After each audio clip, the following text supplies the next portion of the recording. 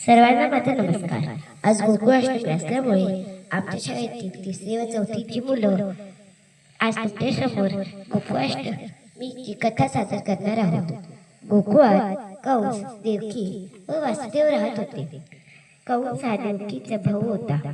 तो आदित्यशी खूप चांगला वागायचा, पण एके दिवशी आकाशवाणी झाली, हे दुष्ट कंसा, तुझ्या बहिणीच्या पोटी जो पुत्र जन्माला येईल त्याच्याच हातून तुझा मृत्यू लिहिलेला आहे। हे ऐकून कंस घाबरतो आणि त्या दोघांना तुरुंगात टाकतो। मग काही दिवसांनी तुरुंगात देवकीला मुलगी होती आणि देवकीला मुलगी झाली हे कळल्यावर कंस तिला मारून टाकतो। असेच चालू राहते आणि असे करत करत तो तिच्या 7ही मुलींना मारून टाकतो। मग तिला 8वा पुत्र होतो आणि वासुदेव आणि देवकी ठरवतात की ह्याला आपला मित्र नंदबाबाकडे गोकुळात न्यायचे।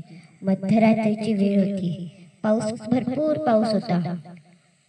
तुरुंगाचे दरवाजे आपोआप उघडले आणि वासुदेव गोकुळात जायला निघाला।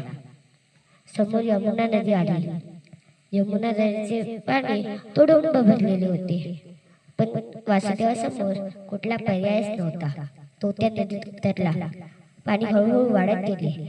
पहिले त्याच्या पायापर्यंत, नंतर कमरेपर्यंत, तर पोटापर्यंत, तर मानेपर्यंत, तर नाकापर्यंत, आणि जसा त्याचा स्पर्श बाळाच्या पायाला झाला तसे तसे पाणी कमी होऊ लागले आणि वासुदेव सहजपणे गोकुळात पोचला।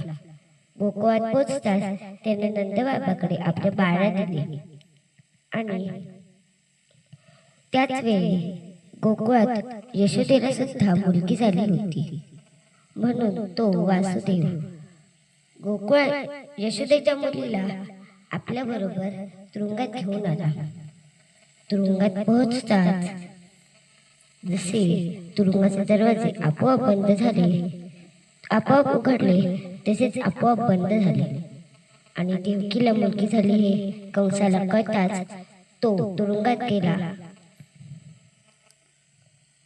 आणि तो तिला मारणार तोवर ती मुलगी आकाशात उडाली आणि परत एक आकाशवाणी झाली, हे दुष्ट कंसा, तुला मारणारा गोकुळात वाढत आहे।